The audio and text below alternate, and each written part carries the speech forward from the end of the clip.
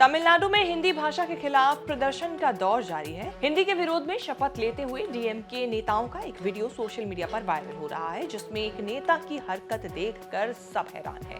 हिंदी के विरोध में शपथ प्रदर्शन के दौरान डीएमके का एक पार्षद महिला नेता के हाथ से कंगन निकालने की कोशिश करता हुआ नजर आ रहा है। बीजेपी नेता ने इसे मुद्दा बनाते हुए डीएमके पर निशाना साधा और मामले को चोरी से जोड़ दिया। वीडियो को लेकर तमिलनाडु की राजनीति गर्मा गई है। अन्नामलाई ने इस वीडियो को अपने एक्स प्लेटफॉर्म पर शेयर किया है। दरअसल डीएमके कार्यकर्ता हिंदी भाषा के विरोध में शपथ ले रहे थे, उसी दौरान ये वाकया देखने को मिला। वायरल वीडियो कुन्नूर का बताया जा रहा है, जहां डीएमके के वार्ड सदस्य जाकिर हुसैन भी इस शपथ प्रदर्शन में शामिल थे।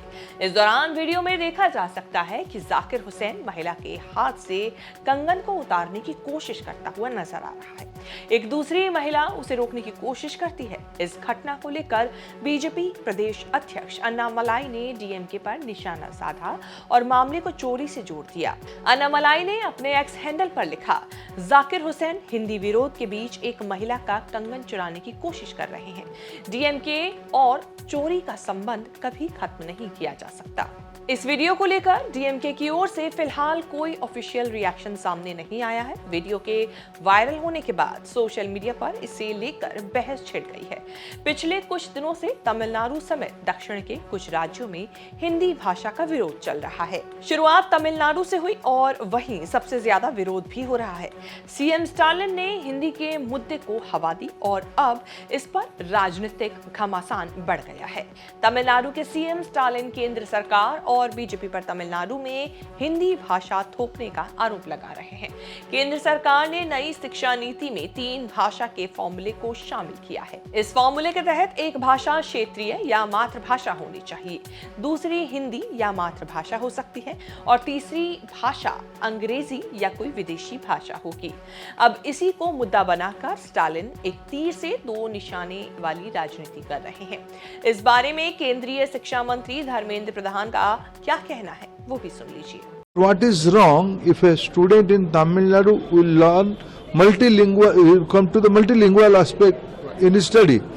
It can be Tamil, it can be English, it can be other Indian language. There is no imposition of any Hindi or any language on them. Some friends in Tamil Nadu are doing politics, but certainly Government of India is committed to implement NEP, and there are certain conditions with NEP. Tamil Nadu में शुरू से 3 भाषा नीति का विरोध होता रहा है।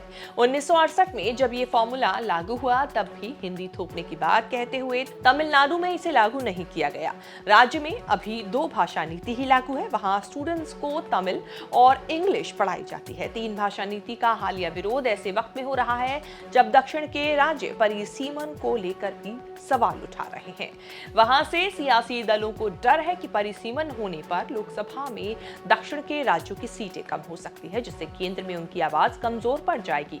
ऐसे में परिसीमन और हिंदी का विरोध एक साथ चल रहा है। साउथ के नेताओं का राजनीतिक डर यह है कि अगर हिंदी को साउथ में स्पेस मिला तो कहीं उसके पीछे पीछे हिंदी बेल्ट के राजनीतिक दल भी तमिलनाडु की राजनीति पर हावी न हो जाएं। तमिलनाडु में 2026 में विधानसभा चुनाव होने हैं, उससे ठीक पहले हिंदी विरोध की टाइमिंग देखने को मिल रही है। दक्षिण की राजनीति में उत्तर के सियासी दलों की कुछ खास पकड़ नहीं है, खासकर जब से बड़े राजनीतिक दल बीजेपी की पकड़ साउथ के राज्यों में ना के बराबर है। ऐसे में अगर साउथ में हिंदी का प्रसार बढ़ा तो क्षेत्रीय दलों की राजनीति की जो डगर है वो मुश्किल में पड़ सकती है। इसीलिए भी परिसीमन के साथ साथ हिंदी को भी मुद्दा बनाया जा रहा है। एक सच्चाई ये है कि राजनीति में हिंदी के विरोध का मुद्दा बार बार उठता है, लेकिन तमिलनाडु में आम लोगों में हिंदी को लेकर विरोध वैसा नहीं दिखता जैसे नेता दिखाते हैं।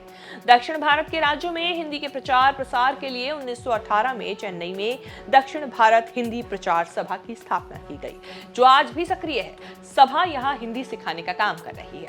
यहाँ हिंदी पढ़ने वाले तकरीबन 65% लोग तमिल भाषी हैं और उनकी संख्या लगातार बढ़ रही है। इसका मतलब साफ है कि आम लोगों का उतना विरोध नहीं है जितना कि नेताओं का। नेशनल एजुकेशन पॉलिसी 2020 के मुताबिक संवैधानिक प्रावधानों, प्रादेशिक लोगों, क्षेत्रीय अपेक्षाओं और बहुभाषावाद की रक्षा के साथ साथ राष्ट्रीय एकता को बढ़ावा देने के लिए 3 भाषा फॉर्मूला जरूरी है। ये नियम लचीला है, किसी भी राज्य पर कोई भाषा थोपी नहीं जाएगी। राज्यों में बच्चे अपनी पसंद के आधार पर 3 भाषाएं सीख सकते हैं। इस तरह से देखा जाए तो स्टालिन का ये मुद्दा असल और जरूरी मुद्दों से राजनीतिक लगता है। आपका इस बारे में क्या कुछ कहना है, हमें कमेंट करके जरूर बताएं। इस तरह की खबरें आगे भी देखने के लिए बने रहें न्यूज़ तक के साथ।